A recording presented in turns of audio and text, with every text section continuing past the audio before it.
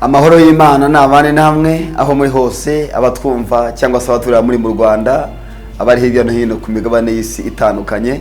Imana mu ijuru humugisha. Tubaye kaze mu kiganiro iri mfasha ry'umunsi aho benshi mwakomeje kugenda mutugaragariza yuko ubutumwa dutambutsa bavana kuri umushyira ku rundi rubashyira ku rundi, kandi nicyo tuba duharanira n'icyo umutima wacu bawifuza kuko tubere gusoza umugambi w'Imana.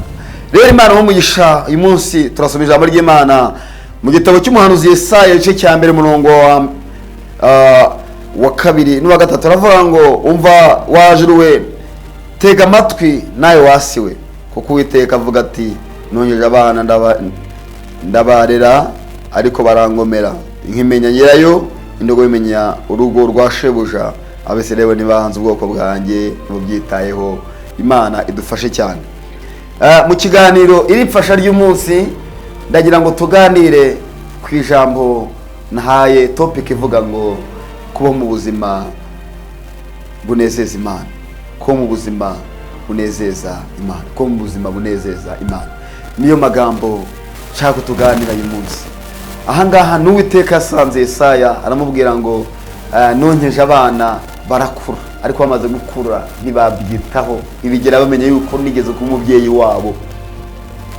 Bamaze gukura ntibamenye yuko nigeze mbakikira, bamaze gukura ntibigeze bamenye yuko bigeze banyarira.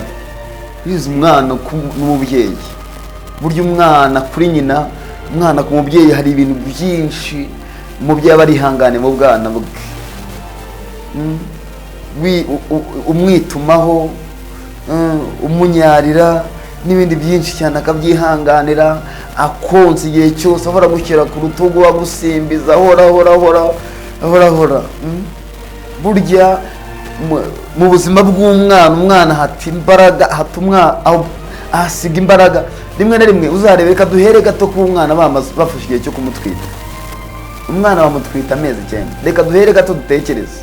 Umubyeyi ugisama inda amara hafi nk'amezi n'ubuzima bwe bumeze ukuntu.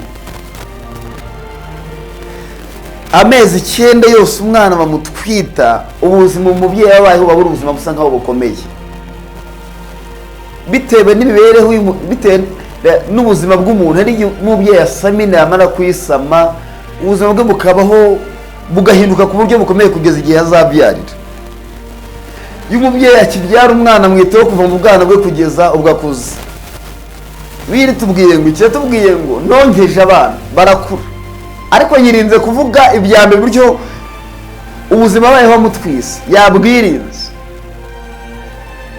yirinze kuvuga bwa buzima cyagiye mubyaraga, yirinze kubivuga. Arasimbuka araharenga, avuga ati henga mvuga ikiguzi, avuga ati nonkeje abana ndabarera ndabacutsa barakura, baba abagabo baba abagore, ariko barangibagirwa burundu. Aravuga ati kandi ikibabaje, inka ari inka, inka ni inka, imenya nyirayo, uyoroye iramumenya, imenya ijwi rya nyirayo iramumenya, n'indogo bari indogo imenya shebuja. Aravuga ati ariko ikimbabaje, ubwoko bwanjye bwo ntibunzi. Imana idufashe cyane. Ndashaka kuvuga ngo ku ijambo, mu ijambo iri mfasha ry'umunsi muri tuvugana kuri topic ivuga ngo ko mu buzima bunezeza Imana. Yambwire ngo usubije amaso inyuma gato, ubuzima bwawe bwose, imibereho yawe, waba wemera Imana waba utayemera, waba ukijijwe waba udakijijwe, waba wemera, reka mvuge ngo waba wemera Imana waba utayemera, waba wemera ibyo mvuga waba utabyemera, waba wemera ko Imana iriho waba utabyemera, waba uri umukozi wa Satani waba utari we. Reka nkubwire ngo uko biri kose, ubuzima bwawe bwose, imibereho yawe yose, Imana niyo ifite ubuzima bwawe bwose mu kiganza cyayo. Kabiri, imibereho yawe yose, uko ubayeho kose, waba wemera Imana. Nagiye n'igisi navuze, nagiye mvuga natondaguye. ubuzima bwawe bwose, imibereho yawe yose, Imana yigizemo uruhare. Icyo Satani n'umurimbuzi nta cyiza yifuza ku muntu. Nta kintu na kimwe Satani yakora kugira ngo akurinde. Nta kintu kimwe Satani yakora kugira ngo ubeho. Uko iyo Satani ni umurimbuzi. Niyo mpamvu wagiye ujya kwiba rimwe na rimwe, ariko Imana ikahakurindira. Wagiye ugenda ugiye gusambana, Imana ikurindirayo. Wagiye ugiye kugambana, Imana ikurindirayo. Wagiye ujya muri bibi byinshi cyane, aho hose Imana inahakurindira. Ariko icyatuma Imana ikurindira, icyatuma Imana ni ukugira ngo uko biri kose ahari ko wakwisubiraho. Aho ibyo byose bibi wagiye ukora n'ibyo byinshi byabaje Imana, tugomba kuba mu buzima bundi bunezeza Imana. Paulo yabwiye Tito arambwira ngo ikintu cyatumye nkusigaza ikirere ni ukugira ngo utunganye ibintu byasigaye bidatunganye. Imana ikwinda muri byose twavuze no mu byinshi wagiye ukora ni ukugira ngo Imana ibe ko wakwisubiraho. Ariko reka nkubwire ngo mu bigeni byose Imana yagiye ikurindiramo byinshi utigeze heza agaciro. None umunsi none icyo wituye Imana ni ukutayumvira. Icyo wituye Imana ni ukudakora ubushake bwayo. Icyo wituye Imana ni ugusambana. Icyo wituye Imana ni ugujura, ni ugusebanya, ni amagambo, ni ingeso mbi n'ibindi byinshi bitandukanye. Niyo ijambo ryatubwiye ngo nonkeje abana barakura, bamaze gukura ntibabyitayeho.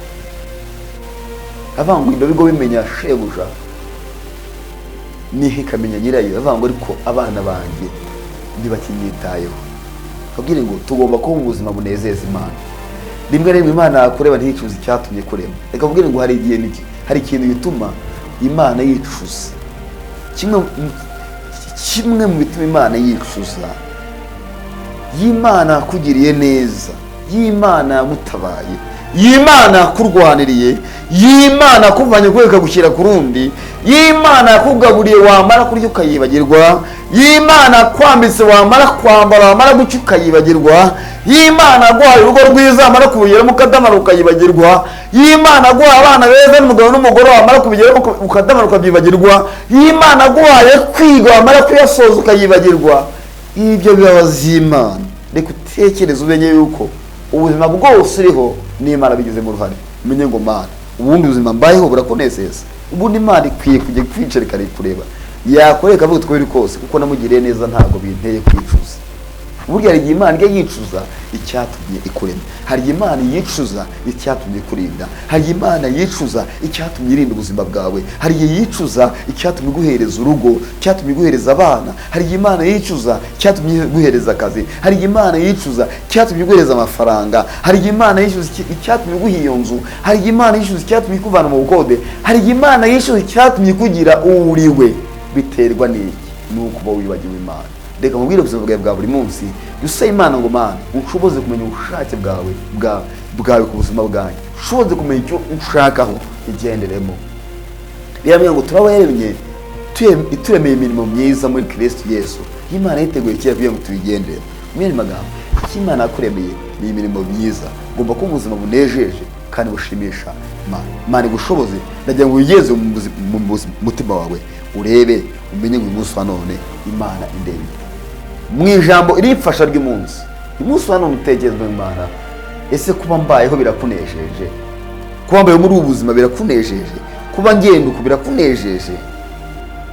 Hanyuma kenshi igisubizo kiri mu mutima wawe.